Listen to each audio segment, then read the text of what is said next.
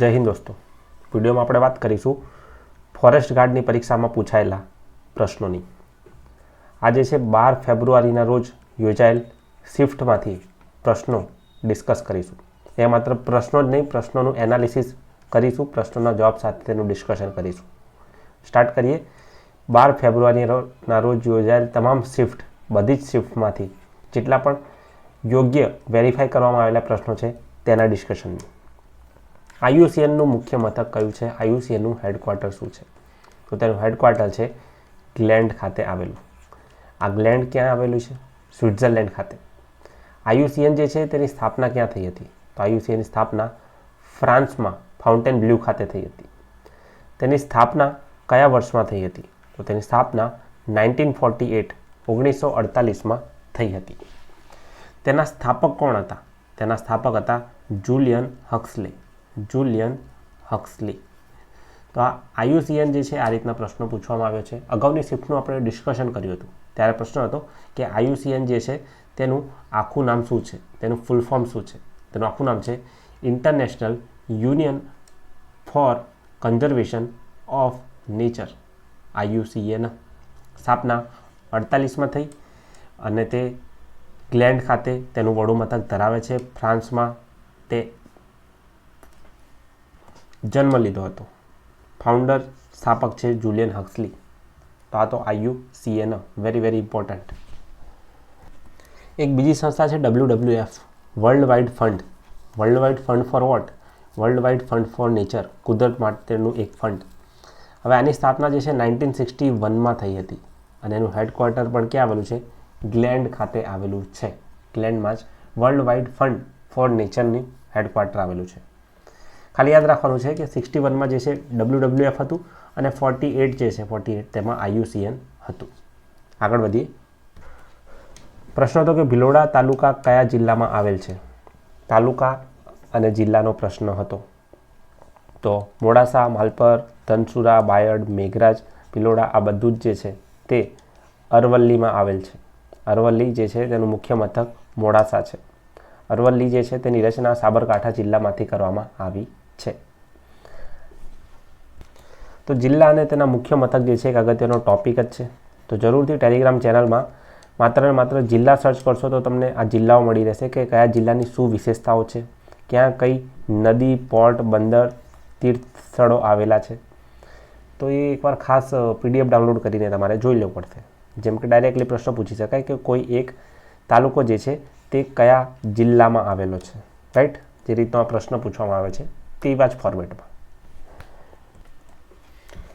ભારતમાં કેટલા રાજ્ય છે?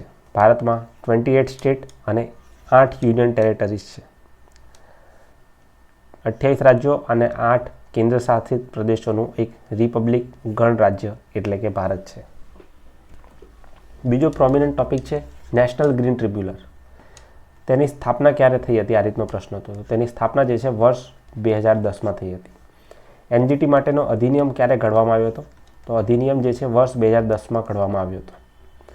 નેશનલ ગ્રીન ટ્રિબ્યુનલ જે છે એક સ્ટેચ્યુટરી બોડી છે. Statutory body. હવે તમને એવું થશે કે G સ્ટેન્ડ ફોર ગ્રીન, અહીંયા પર્યાવરણની વાત થઈ રહી છે તો તે પર્યાવરણ મંત્રાલય અંતર્ગત જ આવતું હશે? ના, પર્યાવરણ મંત્રાલય અંતર્ગત નહીં, પરંતુ તે Ministry of Law and Justice, કાયદા અને ન્યાય મંત્રાલય અંતર્ગત તે કાર્યરત છે. સ્થાપના માટેની તારીખ એક્ઝેક્ટલી યાદ રાખો, 18 ઓક્ટોબર 2010. 18 ઓક્ટોબર 2010. 1961માં હતું વર્લ્ડ વાઇલ્ડ લાઇફ ફંડ. 1948માં હતું IUCN. બંનેનું હેડક્વાર્ટર ગ્લેન્ડમાં હતું. 2010ની અંદર છે national green tribunal. Headquarter India Delhi ખાતે. દોસ્તો આગળ વધીએ એની પહેલાં પર્યાવરણના ટોપિકનું રિવિઝન જો તમે કરવા માંગતા હોય તો જરૂરથી આ બધી PDF તમે ફ્રીમાં ટેલિગ્રામ ચેનલમાંથી ડાઉનલોડ કરી શકો છો. ટેલિગ્રામ ચેનલ જોઈન કરવા માટેની લિંક જે છે નીચે કમેન્ટ સેક્શનમાં પિન કરવામાં આવેલ છે. આ સિવાય પરીક્ષાને લગતા કોઈ અન્ય તમારા ડાઉટ્સ, ક્વેરી કે પ્રશ્નો હોય તો એ કમેન્ટ સેક્શનમાં તમે જણાવી શકો છો. આગળ સવાલ છે ગુજરાતમાં આર્ય સમાજની સ્થાપના કોણે કરી હતી? તો ગુજરાતમાં આર્ય સમાજ જે છે તેની સ્થાપના સ્વામી દયાનંદ સરસ્વતી દ્વારા જ કરવામાં આવી હતી. પરંતુ પ્રશ્ન આપણે થોડો ચેન્જ કરી લઈએ કે કોના આમંત્રણથી તો પ્રાર્થના સમાજના સેક્રેટરી હરગોવિંદ દાસ જે છે, હરગોવિંદ દાસ દ્વારકાદાસ, તેમને સ્વામી વિવેકાનંદને આમંત્રણ આપ્યું હતું. તેમને રાજકોટનો પ્રવાસ કર્યો હતો અને તેમને આર્ય સમાજની સ્થાપના ગુજરાતમાં કરી હતી. એકચ્યુઅલી નોબલ સોસાયટી નામક સંસ્થાની સ્થાપના કરી હતી, જે પાછળથી આર્ય સમાજ તરીકે ઓળખવામાં આવે છે. આ પ્રાર્થના સમાજ જે છે તેની સ્થાપના કોણે કરી હતી? આત્મારામ પાંડુરંગ. બ્રહ્મો સમાજની સ્થાપના કોણે કરી હતી? તો તે કરી હતી રાજારામ મોહન રાય. શ્રી રામકૃષ્ણ મિશનની શરૂઆત કોણે કરી હતી? સ્વામી વિવેકાનંદ. સત્યશોધક સમાજ જ્યોતિબા ફૂલે. વિશ્વ ભારતી આવશે Rabindranath Tagore. Servants of India Gopal Krishna Gokhale. Tattvabodhini Sabha Debendranath Tagore.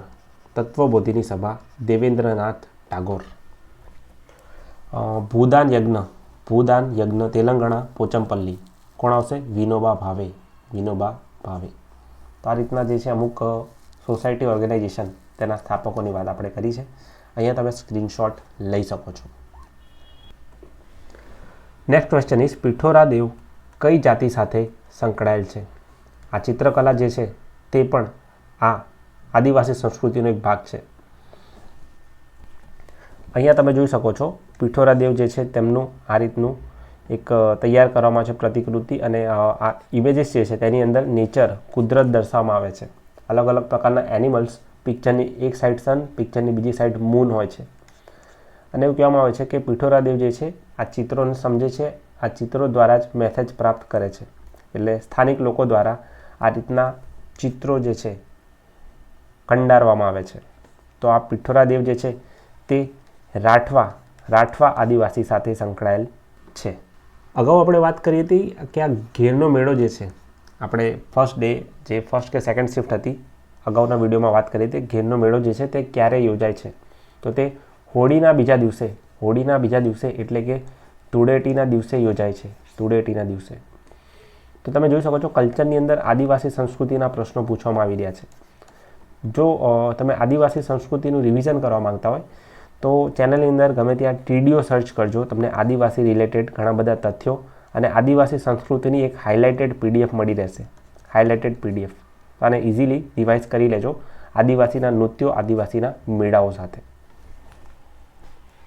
પછી એક પ્રશ્ન હતો ડોકયાર્ડનો. તો ડોકયાર્ડ જે છે આ રીતે વહાણ લંગારવાનો એક જગ્યા, પ્લેસ, તો એ એક જ જગ્યાએ હતું જે છે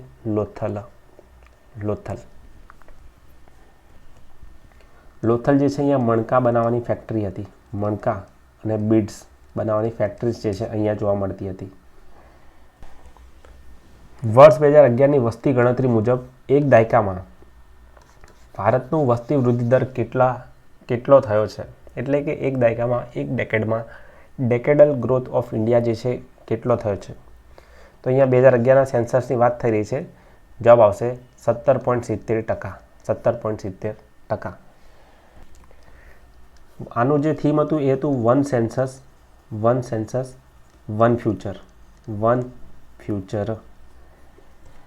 ભારતીય વસ્તી ગણતરીના પિતા તરીકે કોને ઓળખવામાં આવે છે? લોર્ડ મેયોની હેનરી વોલ્ટર. ભારતનું લિટરસી રેટ કેટલો છે? ભારતનો સાક્ષરતા દર કેટલો છે? That is 7.04%. સૌથી વધારે પોપ્યુલેશન ડેન્સિટી એટલે કે વસ્તી ઘનતા ક્યાં છે? સૌથી વધારે વસ્તી ઘનતા છે બિહારમાં. અને સૌથી વધારે લિટરસી રેટ જે છે તે છે કેરળમાં. પ્રથમવાર પદ્ધતિસર વસ્તી ગણતરી 1881માં થઈ હતી. ટોટલ 640 ડિસ્ટ્રિક્ટ આવેલા છે. અને સૌથી વધારે અર્બન શહેરી વસ્તી જે છે તે મહારાષ્ટ્રમાં છે. સૌથી વધારે અર્બન પોપ્યુલેશન શહેરી વસ્તી મહારાષ્ટ્રમાં છે. ત્યારબાદ સીધી સમુદાયનો કોઈ પ્રશ્ન હતો. પ્રશ્ન જે છે ક્લિયરલી મળી શક્યો નથી. તમને જો યાદ આવે તો કમેન્ટ સેક્શનમાં જણાવો. જસ્ટ યાદ રાખો કે આ સીધી સમુદાય કર્ણાટક, મહારાષ્ટ્ર, ગુજરાતના છેવાડાના વિસ્તારમાં જોવા મળે છે. તેઓ પૂર્વ આફ્રિકાના બંતુ સમુદાયના વંશજ છે. બેઝિકલી હાલમાં સુદાનની આસપાસનો વિસ્તાર જે છે નિગ્રોઇડ માટે ફેમસ છે. 7મી સદીની આસપાસ જે છે અરબી સાથે ભારત આવી ગયા હતા. હાલમાં વાત કરીએ ગુજરાતની તો ગીર તલાલાના આસપાસના વિસ્તારમાં અને જંબુસરમાં સીધી સમુદાયનું વસ્તી જોવા મળે છે. ખાવાના સોડામાંથી કયો વાયુ ઉત્પન્ન થાય છે? આપણે અગાઉના એપિસોડમાં ગેસ એટલે કે વાયુની તમામ વાત કરી દીધી હતી કે એક્ઝામ માટે જીકેના કયા અગત્યના પ્રશ્નો જે છે વાયુમાંથી પૂછાઈ શકે છે. અહીંયા ડાયરેક્ટલી વાત કરીએ આન્સરની તો કાર્બન ડાયોક્સાઇડ જે છે તે મુક્ત થાય છે બેકિંગ સોડાનો યુઝ કરવામાં આવે ત્યારે. તમે કહો છો કે આથો આવો ઇઝ બેઝિકલી શું? એ છે કાર્બન ડાયોક્સાઇડનું મુક્ત થવું. કમેન્ટ સેક્શનમાં જરૂરથી ખાવાના સોડા અને ધોવાના સોડા એટલે કે baking soda and washing soda બંનેના સૂત્રો જણાવો. બંધારણમાં સુધારો કરવા માટે બંને ગૃહની કેટલી બહુમતી આવશ્યક છે? સૌથી પહેલાં સુધારા માટેનો અનુચ્છેદ છે 368 અંતર્ગત 2/3 બહુમતીની જરૂર પડે છે. 2/3 પ્રેઝન્ટ એન્ડ વોટિંગ હાજર રહીને મત કરનારા 2/3 સભ્યો બહુમતીની જરૂર પડે છે. આ કેવી બહુમતી છે? આ છે સ્પેશિયલ મેજોરિટી. પછી કોઈ દાંડી યાત્રાને લઈને પ્રશ્ન પૂછવામાં આવ્યો હતો. તો ઇતિહાસના પાના ફરી એકવાર ખોલીને જુઓ કે આ દાંડી યાત્રા જે છે શું છે. Root cause origin so and so. Dandi યાત્રાને એકવાર રિવાઇઝ કરી લો. સુરત શહેર કયા ઉદ્યોગ સાથે સંકળાયેલ છે? તો સુરત જે છે તે ડાયમંડ સાથે સંકળાયેલ છે. એટલે સુરતે તેના વિસ્તરણ માટે ડાયમંડ બુર્સ નામક વિશ્વનો સૌથી મોટો ઓફિસ સ્પેસ પણ તૈયાર કર્યો છે. વિશ્વની સૌથી મોટી office space building diamond bourse સુરતમાં આવેલ છે. ગુજરાતની સૌથી ટૂંકી નદી કઈ? પહેલાં મને એમ કહો કે આ ભારતની સૌથી ટૂંકી નદી કઈ? ભારતની સૌથી ટૂંકી નદી જે છે અલવરની અંદર આવેલી છે. અરવરી. અલવર ક્યાં આવેલું છે? અલવર આવેલું છે રાજસ્થાનમાં. ગુજરાતની સૌથી ટૂંકી નદી આજી જે છે ગુજરાતની સૌથી શોર્ટેસ્ટ ટૂંકી નદી છે. પરંતુ આની અંદર જે પ્રમાણે ઓપ્શન આપવામાં આવ્યા છે તે પ્રમાણે આન્સર ડિસાઇડ કરવાનો હોય છે. તો જરૂરથી જણાવજો કે એક્ઝેક્ટ પ્રશ્ન શું હતો અને એક્ઝેક્ટ આન્સર શું હતો. કેન્દ્રીય નાણાં પંચ ફાઇનાન્સ કમિશન અનુચ્છેદ 280 અંતર્ગત રચવામાં આવે છે. તેનું કાર્ય શું છે? રિસેન્ટલી 16મું નાણાં પંચ ન્યૂઝમાં હતું. તેના અધ્યક્ષ અરવિંદ પનગડિયા છે. તો આ તો કરંટ અફેર ન્યૂઝ હતી, પરંતુ સ્ટેટિક ક્વેશ્ચન છે કે તેનું કાર્ય શું છે. તેનું કાર્ય છે કેન્દ્ર અને રાજ્યો વચ્ચે કરની વહેંચણી, tax distribution between centre and states.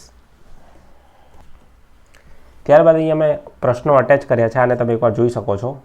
અહીંયા કન્ફર્મ કરવામાં આવ્યા નથી એક્ઝેક્ટલી કે પ્રશ્નો જે છે આ હતા કે નહીં કે શું હતું. તો એકવાર આ જોઈ શકો છો. જેમ કે એસિડ રેન જે છે તેમાં સલ્ફર ડાયોક્સાઇડ અને નાઇટ્રોજનના ઓક્સાઇડ NOx રિલીઝ થાય છે. સમત્યા જમ્પ. ભારતના કાયદાકીય સલાહકાર કોણ છે? વી અનંત નાગેશ્વરન. અક્ષતા કૃષ્ણમૂર્તિ. અહીંયા તમે જોઈ શકો છો. અવકાશમાં કઈ સિદ્ધિ પ્રાપ્ત કરી? તો એમણે પ્રથમવાર આ રોવર જે છે નાસાનું માર્સ ઉપર જે રોવર છે, મંગળ ઉપર જે રોવર ફરી રહ્યું છે તેને ઓપરેટ કરી. તો આ પ્રથમ ભારતીય બન્યા કે જે આ રોવરને ઓપરેટ કર્યું છે. ત્યારબાદ નગરપાલિકાનો વહીવટ સરકારનું કયું સ્તર કરે છે? પંચાયતી રાજનો ક્વેશ્ચન છે. ઓપ્શન પરથી અહીંયા જવાબ ફ્રેમ થઈ શકે છે. જરૂરથી ઓપ્શન જો તમને ધ્યાનમાં આવે તો કમેન્ટ સેક્શનમાં જણાવી શકો છો. આ સિવાય અહીંયા અમુક બીજા પ્રશ્નો જે છે અનવેરીફાઈડ છે. ઇમેજમાં તમે જોઈ શકો છો. આ રીતે ઇમેજ મેલમાં મળી છે જેમાં મેથ્સના અને રિઝનિંગના અમુક પ્રશ્નો જે છે આપવામાં આવ્યા છે. તમે આ સ્ક્રીનશોટ પણ લઈ શકો છો. આ બંને સ્લાઇડ જે છે તે 12 ફેબ્રુઆરી સાથે સંકળાયેલ છે.